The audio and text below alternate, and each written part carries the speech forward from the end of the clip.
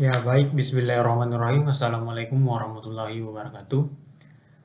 Pertama-tama perkenalkan nama saya Ahmad Nabil.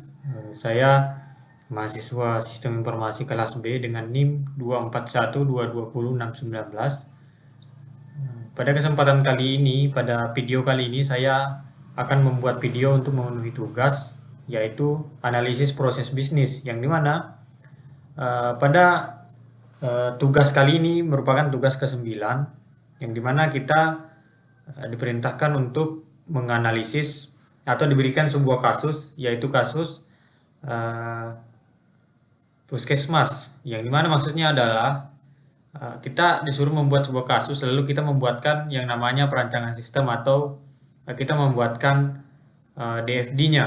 Nah, mungkin seperti itu contoh atau ringkasan dari tugas saya ini.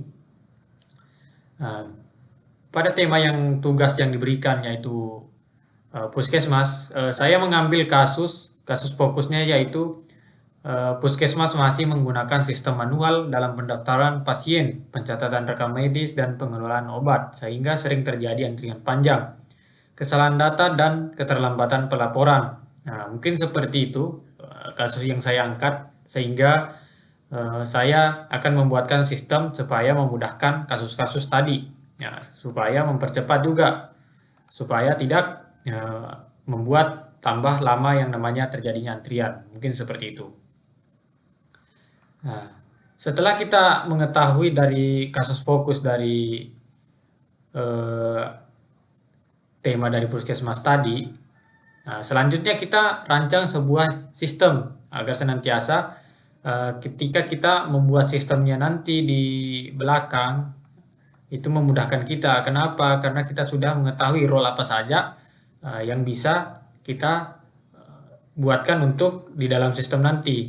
Nah, adapun nama sistem dari yang saya buat nanti yaitu adalah sistem informasi pelayanan puskesmas. Nah, mungkin seperti itu singkatnya namanya. Jadi saya singkat di sini yang namanya adalah SIPP. Nah, mungkin seperti itu. Adapun role yang dibagi dari SIPP ini yaitu ada pasien, ada admin, ada apoteker dan dokter.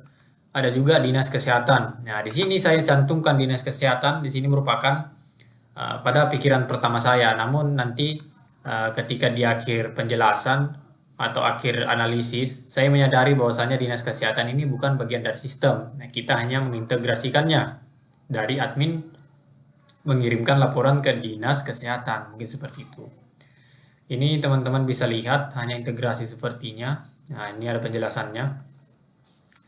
Nah, di sini kita lihat tugas-tugas dari role dari SIPP ini. Nah, di sini teman-teman bisa lihat yang pertama ada pasien. Nah, ini yang pertama adalah mengisi formulir pendaftaran yang bisa manual dan juga bisa online.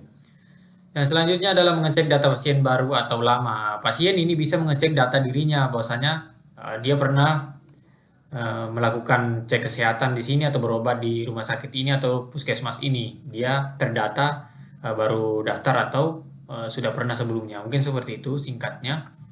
Yang selanjutnya adalah mendapatkan nomor antrian. Nah, setelah pasien tadi mengecek data dirinya, selanjutnya dia akan diberikan nomor antrian oleh sistem.